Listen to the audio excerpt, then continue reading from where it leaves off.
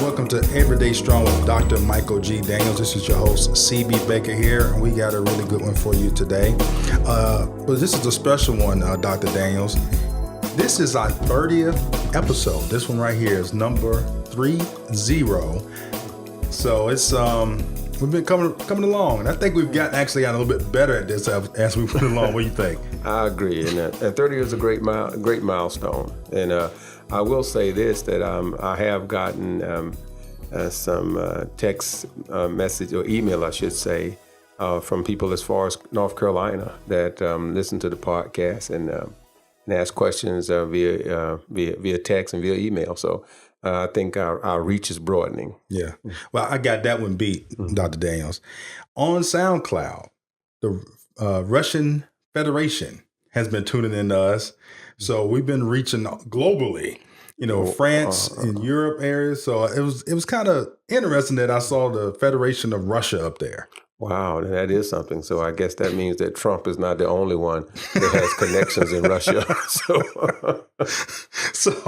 I kept forgetting to tell you about that, and it was really pretty cool to see all the people around the world that tunes in to the show day in and day out. And shout out to the people out in Mountain View, California. They download a lot of the episodes out there. And take a wild guess what is located in Mountain View, California. I must admit, I haven't a clue. Google.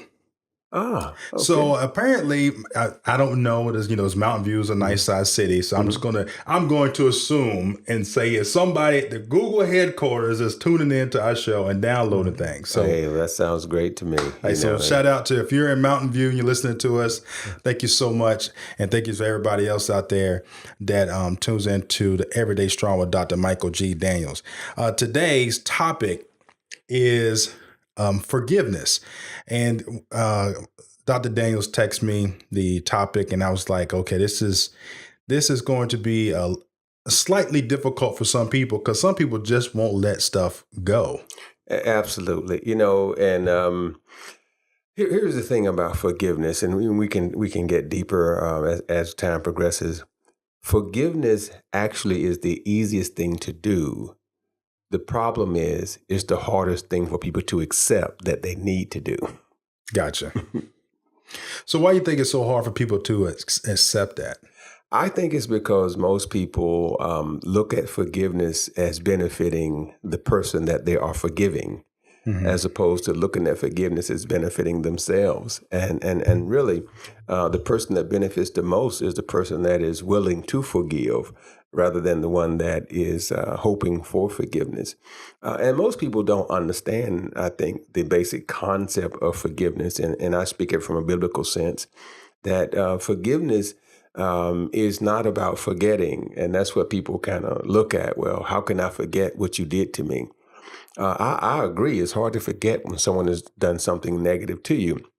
But forgiveness is not about that. Really, what you're saying to the person is that if I forgive you, that means I will not seek revenge for what you have done to me. And that's basically all forgiveness is the ability to let the person know that you have decided not to seek revenge.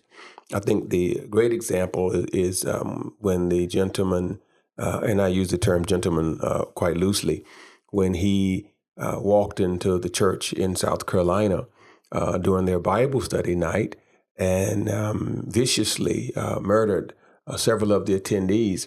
And immediately the parishioners came forth and said, we forgive you. Now, obviously, they won't forget. I mean, that's how can you forget the loss of a loved one? But their position is we won't seek revenge on you. We have the ability to say, you know what, you wronged us, but we're not looking to give evil for evil. Yeah.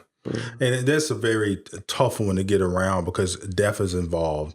I know if you was to come kill somebody in my family, I would be very hard pressed to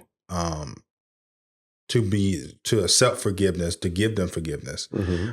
And really, I'm going to ask this question. Do you think it's God's will that's keeping people from seeking revenge, or is it the basic law of the land that's keeping us from doing that? Well, it's both actually. It's God's will that we don't seek revenge. Number one, for because the Scripture teaches us, "Vengeance is mine," saith the Lord. I will repay, and so that's His job, not mine. But the other thing is that if you are going to be better yourself, it necessitates forgiveness. For example, let's say that you take a hammer and you were to take it to my car and dent it up.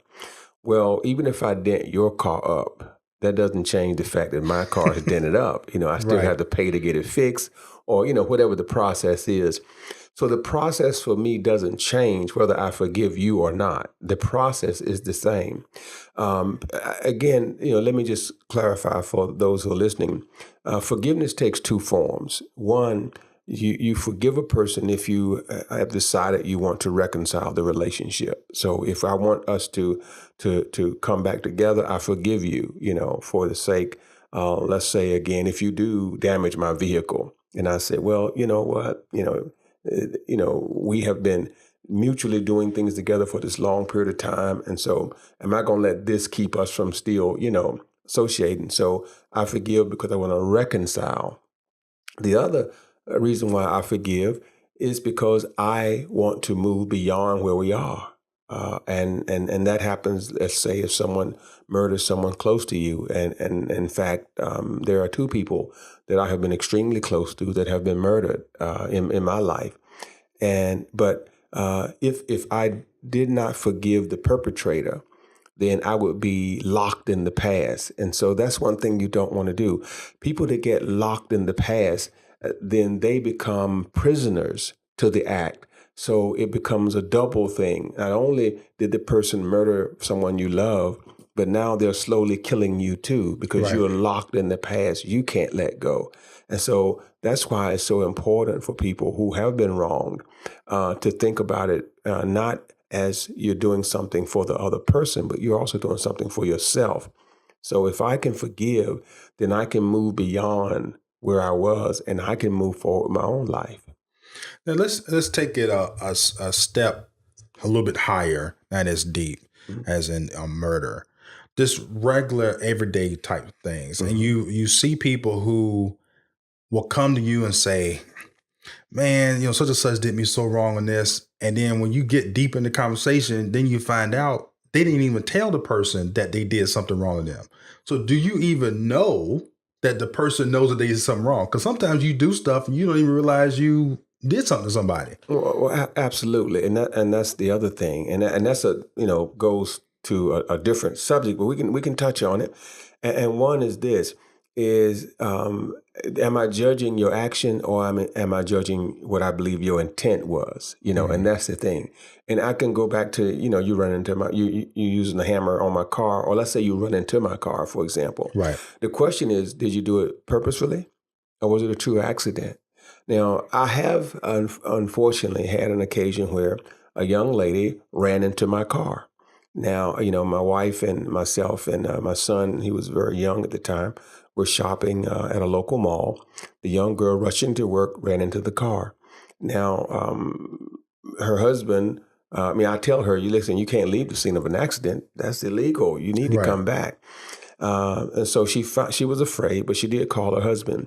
Now he gets there and he's extremely belligerent, extremely belligerent At because you? at me, because he's mad because his thinking was, I called the police with the intent to harm his wife, and I say to him, let me explain something to you, your attitude won't solve a thing. Right. Number one, I didn't call the police with the intent to hurt your wife. Right. I'm actually helping your wife, because if she leaves the scene of the accident, and I'm going to report it because I want my car fixed by my insurance company. Right. That's right. Now the police going to get involved because I'm going to report the accident. And so now they're going to go find your wife, because I have her license plate information. So it's either your car or her car. So one of you going to get, the charge. And so I'm helping your wife. And so, but in his mind, you're trying to hurt my wife, So his thought was, the intent was there, and as you said, nothing I did made me think I had harmed anybody. But he shows up angry Right. and wanting to do a bodily harm, which is foolish because his wife was at fault for the accident in the first place. Right. But for me, it was an easy thing. I didn't raise my voice, didn't bat an eye. And from my perspective there, I know there are some that would have got angry and would have tried to make sure they got the most from them as possible. But for me, it wasn't about that. And so to say, well, I forgive you for acting like a fool. That's what's going on in my mind. I forgive you for acting like a fool. And I'm not going to try to get anything out of you. All I want is the insurance to pay for the car. Simple as that. Yeah. It's funny that people do that sometimes, and they'll come in not knowing all the information as they show up, and then make the whole thing completely worse. Absolutely. And then you have to be the bigger person to say, okay, I understand you don't know what's going on here and you're being irate. Because if you hit fire with fire, all you do is create more fire. No doubt. And, again, if you don't know you have wronged someone, or, you're in a difficult situation because there's nothing for you to do at that point. Now, for the person that you have wronged, let's say, we all want people to judge us by our intentions, but we want to judge people by their actions. And that's a different yardstick we use, because we will always say to a person, well, I didn't mean to do it. Right. I didn't mean to hurt you. So you're saying, don't judge my action, judge my intentions. Right. But when it comes to the other person, we're saying, I'm going to judge your actions, because we don't want to hear you didn't mean to do it. Right. Our thing is, well, you might not mean it, but you hurt me. Right. So we're judging their actions, not their intentions. When you can learn to separate that out and start to say, what did the person intend to do? Then it becomes easier to forgive. And let's look at one that most people, when I'm counseling folk, they always say, I will never forgive infidelity. If you cheat on me, I'm done, Right. And that's because in most people's minds, they think that infidelity is an act against them. That if you cheat, that's an act against me. But I tell people all the time, when people cheat, most of them, for the most part, they don't intend to hurt you. In fact, they're trying to hide it from you. So if they were trying to hurt you, they wouldn't hide it. Right. They would bring the woman to the house and tell you, go in there and cook some fried chicken for my girlfriend. Right. But that's not what they do. They hide it. So the reason they are hiding it is because they don't want you to know. And so if they don't want you to know, their intent is not to hurt you. Yeah. It doesn't mean you don't get hurt if you find out, but their intent is not to hurt you. So if you can separate the intent from the action, it becomes easier to forgive, because now you're not judging the pain, you're judging their ability to not repeat the action. And so if you can actually feel that confident that a person will not repeat the action, then it's easy to say, let's move forward and reconcile. Now let's go back to what we had talked about earlier, was being locked in the past. And I know that I have some past demons in my closet, people that I just can't get over, you know. So are you saying for a person that in order to get over that and to get forgiveness, that they must call the person, talk to the person, let them know what they did wrong, and then say, I forgive you for that? No, forgiveness doesn't have to come because there's a verbal conversation with you. But in your heart, you have to forgive the person. That's the key. Because if you don't, that event stays a part of you and it gnaws at you. Right. It just gnaws at you. So you get stuck in that in that event. In order to move beyond that event, you have to kind of, again, look at the intent versus the action. Well, let's say, for example, the person's intent was to bring you down. Let's say that's what their intention was. Then the question becomes, did they succeed? Right. If they did not succeed, then why am I still living in that past? Right. Because they didn't bring me down. I'm thriving. I'm doing well. So if that's the case, then I can move beyond it because, hey, regardless of what their intention was, they did not have the capability for whatever reason to make it work. So therefore, I can move beyond it and say, you know what? I'm just going to let it go because it didn't work. Now, I'm forgiving you not so we can get back together. I'm forgiving you so I can move beyond it. So in my heart, I'm not going to seek revenge, and I'm not going to keep thinking things like what I should have done, or what I might want to do now, and how am I going to do this, and you can't walk over top of me. All those kind of things just walk out of my life because the bottom line is, hey, I'm better now than I was before. If you can actually come to the conclusion that their intention was not to hurt you, but it was just something that they did, it becomes much easier because now you look at it from the same standpoint. Well, based on what they did, where am I now? But also, what is the likelihood they'll do it again? You know, and if there's no likelihood they'll do it again, there's no reason to stay in it. And it's because it won't happen to you again anyway. And so the thing to do is to just say, you know what, I'm going to forgive the person. I'm going to let it go, and I'm going to move forward. They made a mistake, but I'm not going to try to do anything to get them for the mistake. I'm not going to worry about the mistake they made. I'm going to move forward with my life and let it go. So, in a nutshell, when we forgive, is really, like you're saying, is for ourselves. Absolutely. Forgiveness is always for the person that is who has been the object of the pain, and not the one that caused the pain. Because let's say I don't forgive the person that caused me pain. Are they really going to be hurt? Right.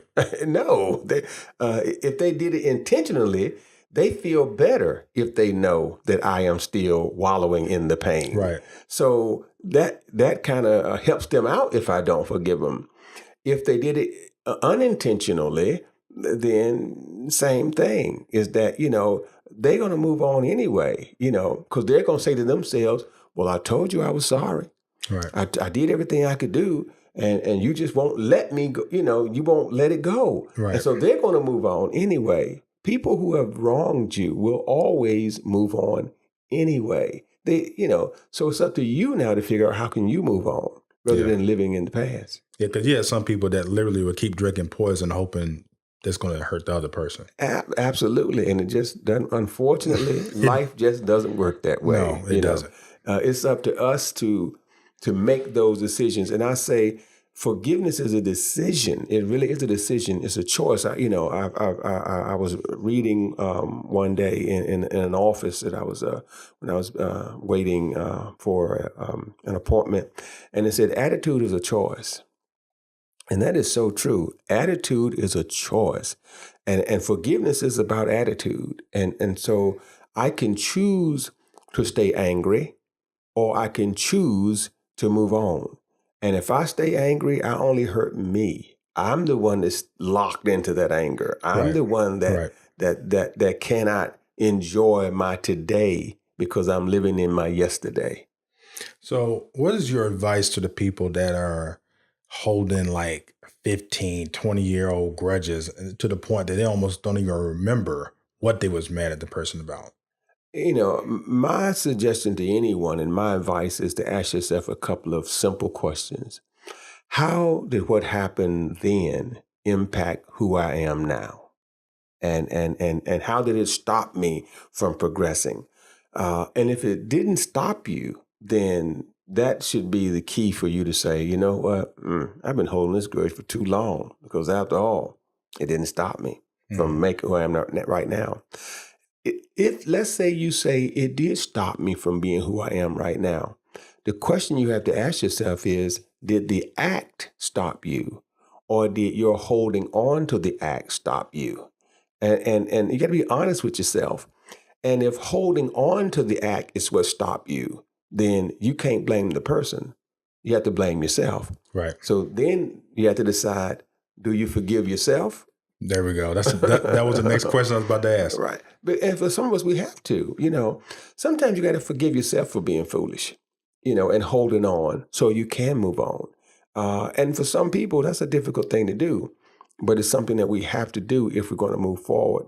again, you cannot live in your past. Let me say that. That's just the bottom line. You can't live in your past, but you can let your past impact your present. And that's what you want to be able to get beyond, allowing your past to have a negative impact on your present. I agree with those who say, well, if you forget your past, you might repeat it. I would never say that forgiveness is forgetting. It is not. Forgiveness is not forgetting.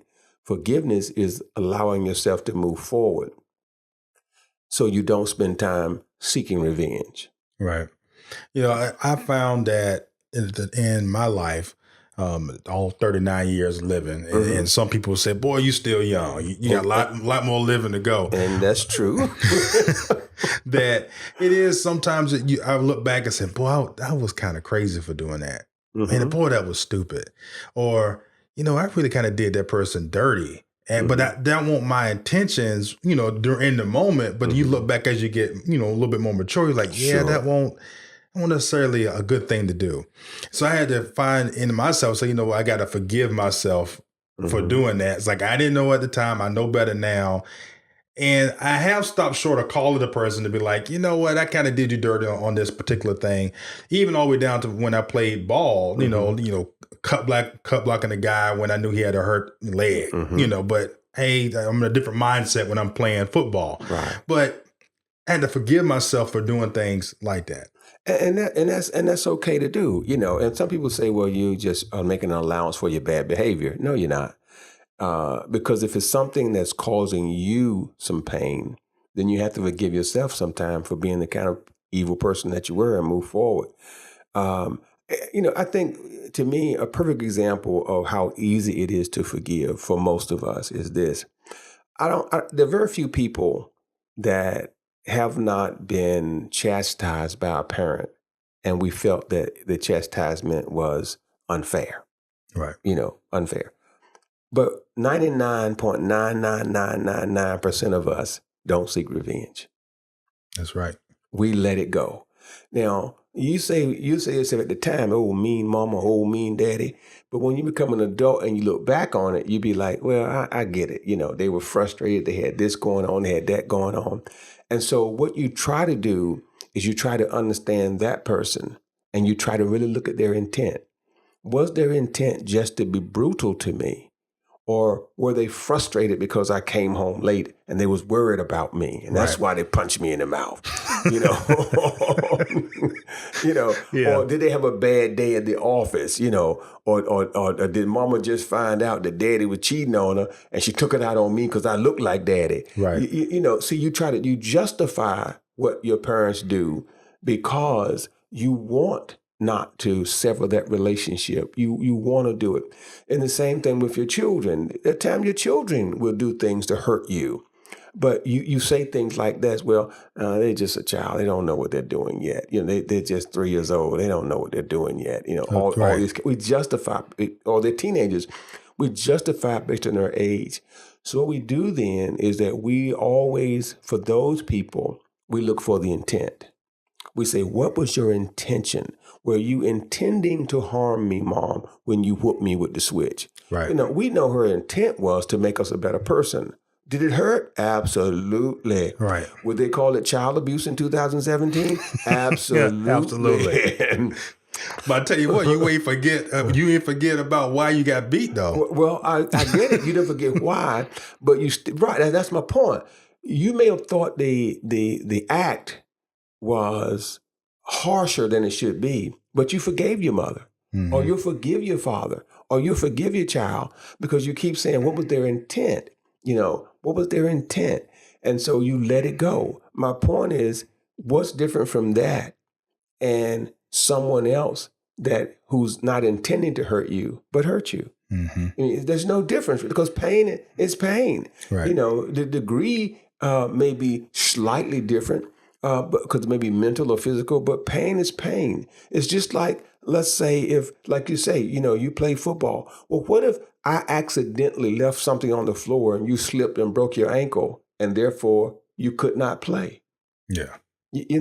Oh, what was my intent? My intent was not to do that, but you might say, I'll never forgive him because of him. that I wasn't playing, with the Titans or, what have you. You ruined my career. I could have made the Hall of Fame. Well, by the same token, there's some things your parent did to you that caused you not to make the Hall of Fame. Right. Because your parent might have said, I don't trust you playing sports. I don't want you to get a concussion. And you may have had the talent to be a professional player. Right. But because they were afraid of you doing it, you didn't realize that dream. So, but we don't hold that against them forever. We just say they did it out of love. But you want to know something that's funny, Pastor, is that there's a lot of guys out there that their parents held them back in sports, and they're still resentful over it because they say what I could have been. Well, I think those are folk that under the shade tree. Yeah, see, his. I would say this: the ones that are resentful are the ones that wouldn't, in my opinion, wouldn't have made it anyway. Right. But see, they're blaming and using that as an excuse. Now I'm talking about folk that really had talent, where the coach was really saying, "But I want them to do X," and the parent was saying, "No, because I don't want my child to get hurt." Not the other way around, where the child just want to make an excuse and say, "Well, I could have been great. I could have been this." And I tell you why I say that the difference is this: for the person that could have been great, their desire to excel is not just wrapped up in how fast they can run or how strong they are. It's a mental thing. Right. And so they may not succeed at athletics, but they will succeed at something else.